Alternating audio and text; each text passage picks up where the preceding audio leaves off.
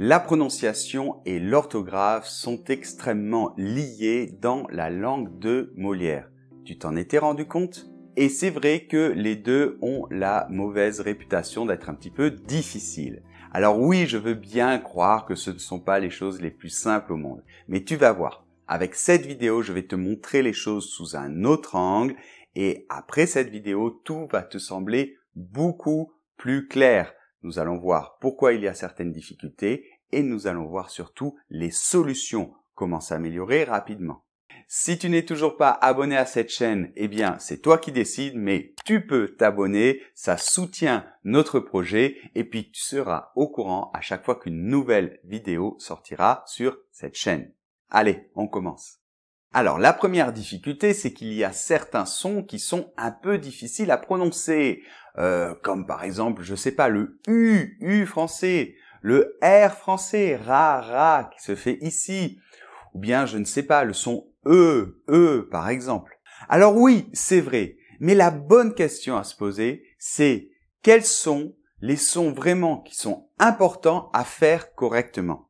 Alors par exemple, en français, il y a 4 voyelles nasales. On, en, un.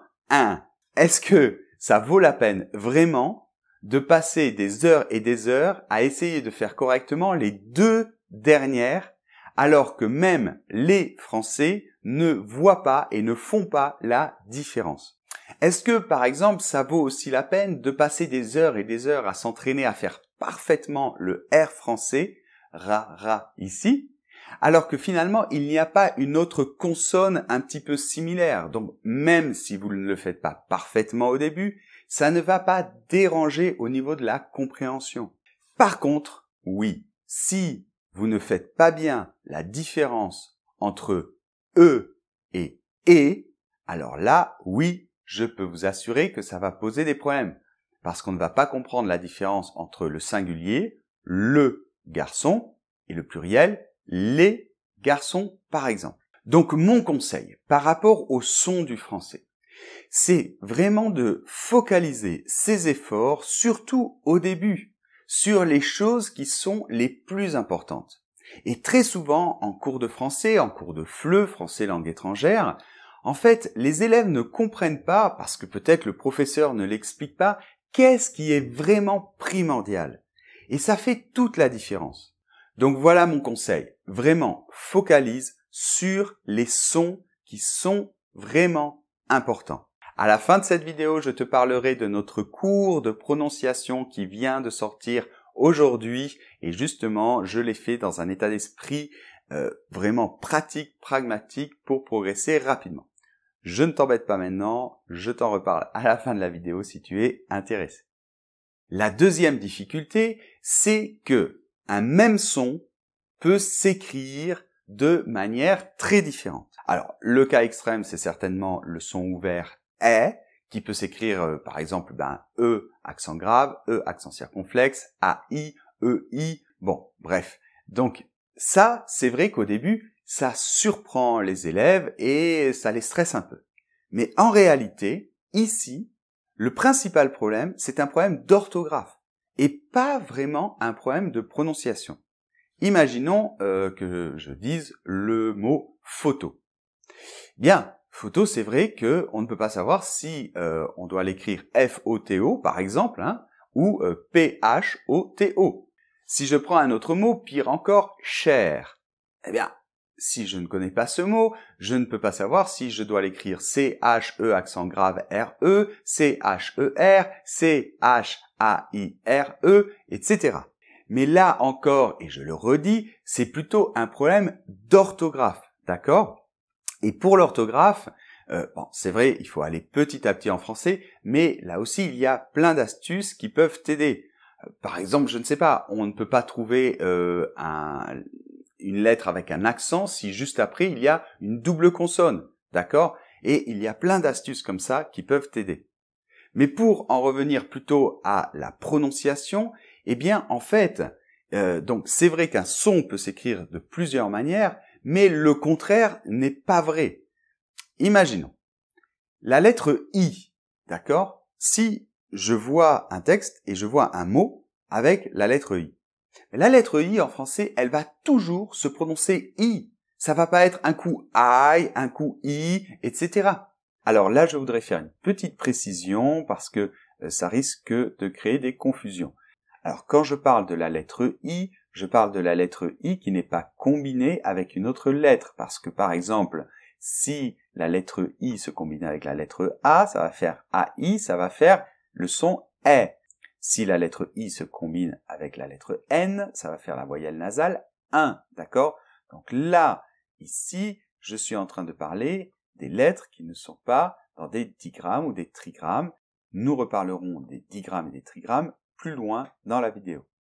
Donc, d'accord, un son peut s'écrire de différentes manières, ça pose certains problèmes pour l'orthographe, mais en général, une graphie, une lettre, se prononce quasiment toujours pareil en français. Si on a un E accent aigu, par exemple, c'est toujours E, ça peut jamais être ou je ne sais trop quoi. Si on a la lettre U, ça va toujours se prononcer U. Si on a la combinaison, je vais en reparler plus tard, OU, ça se prononce toujours OU. La lettre R se prononce toujours RA, d'accord? Alors oui, il y a quelques exceptions, le O peut être un petit peu plus ouvert par moment, la lettre E sans accent, d'accord, mais en général, à ce niveau-là, si on compare par exemple à l'anglais, c'est beaucoup plus simple. Imaginez l'anglais, la lettre I, je sais pas, je suis malade, sick, ça se prononce I, mais le soleil brille, shine, ça se prononce I. Donc ça c'est extrêmement difficile en anglais, et on n'a pas ce problème en français. Donc finalement, mon conseil ici, c'est quoi? C'est tout d'abord, ne stressez pas. Quand, souvent d'ailleurs, les débutants commencent le français, quand ils voient ça, eh bien, ils sont un petit peu déstabilisés et ils peuvent avoir envie d'abandonner, ils peuvent penser que c'est très dur, etc. Mais en fait, non. Regardez, prenez chaque lettre en français, ou on va dire chaque graphie, et essayez de voir à quel son ça correspond. Et vous pouvez vous faire un petit tableau comme ça, et ça vaut vraiment la peine, parce que c'est très stable après. Alors c'est vrai que par contre, pour l'orthographe, ça c'est vrai que c'est pas facile, mais à ce niveau-là, il y a plein d'astuces, et petit à petit. De toute manière, l'orthographe, ça viendra petit à petit. Donc troisième point, les lettres muettes.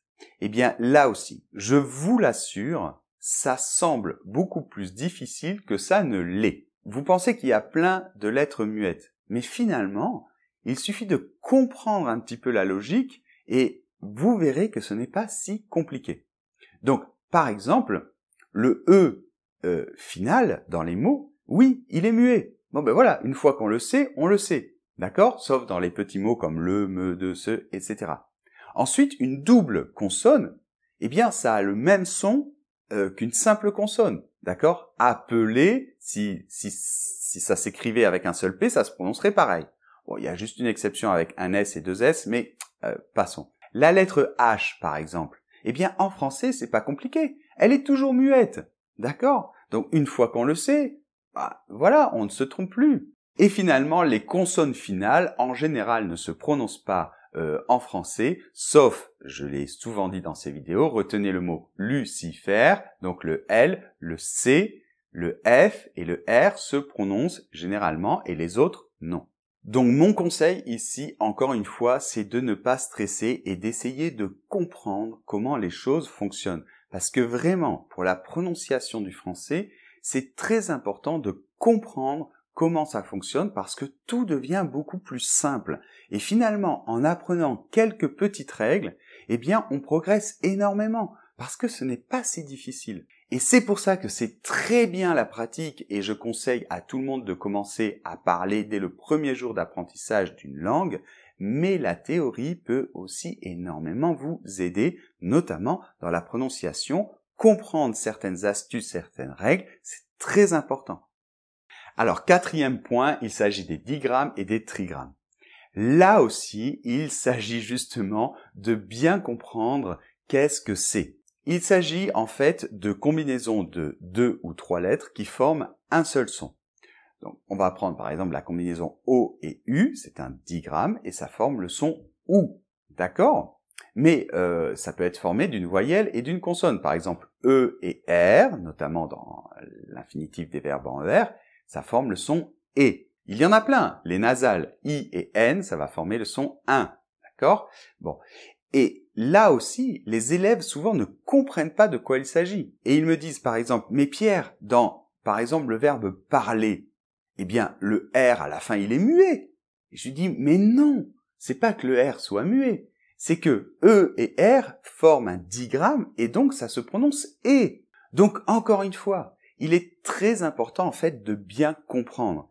Et ce que je pense, c'est que souvent, les professeurs ne prennent pas le temps de bien expliquer tout cela aux élèves. Et du coup, pour les élèves, ça leur paraît quelque chose d'insurmontable, extrêmement difficile. Donc mon conseil ici, eh bien, comme toujours, il faut comprendre le phénomène et tout devient plus simple. Au niveau des digrammes et trigrammes, ce que vous pouvez faire, c'est la liste des digrammes et trigrammes et voir à quels sons, eh bien, chaque digramme ou trigramme correspond. Et vous verrez que c'est une liste assez courte, c'est pas si compliqué. Donc petit à petit, vous allez la mémoriser et en tout cas, ça va vous aider énormément. Je mettrai dans l'article qui correspond à cette vidéo, vous avez le lien dans la description, toute cette liste, d'accord? Et comme ça, vous allez voir comme c'est simple et comme on comprend mieux. Et finalement, cinquième point, eh bien, j'ai regroupé toutes les autres petites difficultés. Donc oui, c'est vrai en français, mais comme dans toutes les langues, il y a des petites difficultés. Par exemple, l'apostrophe, d'accord? Mais là aussi, il y a des règles, c'est pas si compliqué que ça. Il y a aussi, bien évidemment, la liaison en français. Là, c'est la même chose. Pas la peine de connaître toutes les liaisons facultatives. Il suffit de se focaliser sur les liaisons obligatoires qu'il faut absolument faire. Et les autres, vous ne les faites pas et puis c'est tout. Il y a bien évidemment les accents, mais là pareil, ce n'est pas du tout compliqué. Et enfin, l'accent tonique qui est très simple en français puisque il tombe toujours au même endroit, c'est-à-dire à la fin des mots. Donc en conclusion, j'aimerais qu'on s'imagine à la place d'un professeur de français qui arrive dans sa classe le premier cours, et qui montre au tableau le mot bonjour. Et qui dit aux élèves, voilà, il se prononce comme cela, bonjour. Alors, imaginez pour un prof de français, ça doit pas être simple, et ce qui est encore plus difficile, c'est de faire en sorte que les élèves ne stressent pas, parce qu'ils vont se dire, mais je vais apprendre une langue où le mot bonjour se prononce comme ça, alors qu'il y a un O et un N, on les prononce pas, O et U, je sais pas où ils se prononcent, le R final, il est compliqué. Donc, en fait, au début, ça peut sembler un petit peu difficile, et c'est normal. D'accord? Ça, c'est vrai. Donc, ce qu'il faut faire, c'est passer ce cap, ne pas stresser et vous dire qu'il y a des règles et petit à petit, vous allez comprendre. Et du coup, au bout de quelques temps, mais rapidement, si vous comprenez la logique, eh bien, tout va vous sembler beaucoup plus simple. Donc maintenant, je vais vous parler de notre nouveau cours, enfin une nouvelle version du cours Prononciation facile qui sort aujourd'hui sur Français avec Pierre. Donc, c'est un cours qui est justement extrêmement pragmatique. J'explique tout avec plein d'astuces en focalisant sur les choses les plus importantes pour que l'étudiant puisse progresser très rapidement. Et je vous assure que quand j'explique ces choses-là, je l'ai vu dans mes cours, les élèves me disent « Mais Pierre, on m'avait jamais expliqué cela comme ceci et maintenant c'est clair ». Et du coup, ils s'améliorent extrêmement rapidement. Mais j'explique aussi plein d'autres choses comme l'accent tonique, comment enchaîner les mots entre eux. On fait plein d'exercices, il y a plein de vidéos. Je vous en dis pas plus parce que je vais vous laisser le lien où une fiche va apparaître ou un lien dans la description. Vous pourrez aller voir la page du cours, il y a absolument toute la description du cours, la table des matières. Donc le mieux c'est, si vous êtes intéressé, cliquez sur le lien et allez sur la page de description du cours. Il y a bien évidemment une offre pendant quelques jours puisque ce cours est totalement nouveau. On a refait un ancien cours qui existait, mais c'est une version totalement nouvelle. Donc il y aura une offre pendant quelques jours. Allez, je vous en dis pas plus. Si vous êtes intéressé, cliquez sur le lien et on se retrouve dans une prochaine vidéo. Au revoir.